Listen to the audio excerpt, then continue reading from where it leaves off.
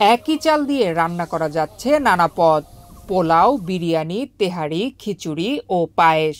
আবার চাষও করা যায় আমন ও বোরো দুই মৌসুমেই।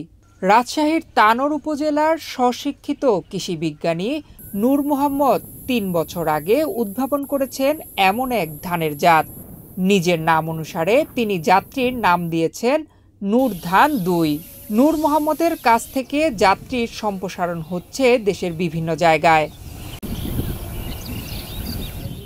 খরাপ্রবণ বরেন্দ্র অঞ্চলে সেচের অভাবে ধান ক্ষেত নষ্ট হতে যাওয়া দেখেই গবেষণায় নামেন তিনি।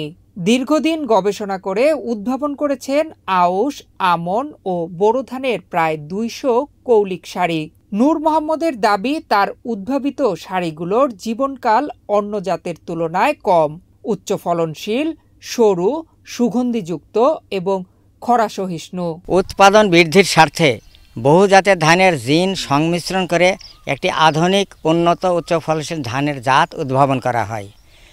আমি দীর্ঘ ২০ বছর আগ থেকে গবেষণা করে এই ধানের সারিগুলো উদ্ভাবন করেছি। উদ্ভাবিত সারিগুলোর বৈশিষ্ট্য: গাছ মজবুত, সহজে হেলে পড়ে না, রোগ ও পোকামাকড়ের আক্রমণ অন্যান্য জাতের তুলনায় অনেক কম। নূর মোহাম্মদের কাছ থেকে জাতটির সম্প্রসারণ হচ্ছে দেশের বিভিন্ন জায়গায়। ফলন ভালো হয় জাতটি নিয়ে আশাবাদী কৃষি বিভাগও। আমরা নূর ধান ২ সম্পর্কে এখন পর্যন্ত যতটুকু জানতে পেরেছি যে ধানটি প্রায় ১৪০ দিন জীবনকাল এবং ফলন প্রায় ৮ টন, যেটি ৩৩% বিঘাতে প্রায় ২৬ মনের মতো ফলন হয়।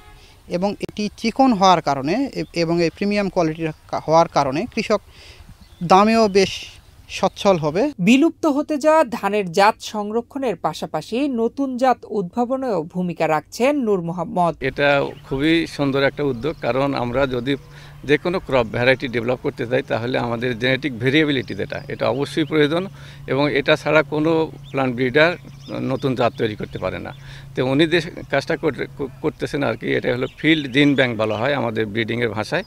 তো জিন ব্যাংক মানে আমরা ব্যাংকে যেমন টাকা সংরক্ষণ রাখি, ঠিক তেমনি আমরা এটা ইন সিটু, এক্স সিটু বিভিন্নভাবে ক্রপ ভ্যারাইটিগুলো সংরক্ষণ করতে পারি। তার মধ্যে এটা একটা অন্যতম পদ্ধতি, এটা আদি যুগ থেকে হয়ে আসছে। তার এটাকে আমি সাধুবাদ জানাই, এবং তিনি যে এটা নিরলসভাবে পরিশ্রম করে বছরের পর বছর সংরক্ষণ করতেছেন, এর জন্য তাকে আমার মনে হয় সরকারিভাবে তাকে সহযোগিতা করা উচিত। কৃষিতে এমন অবদানের জন্য তিনি ২০০৫ সালে রাষ্ট্রপতি স্বর্ণপদক পেয়েছিলেন।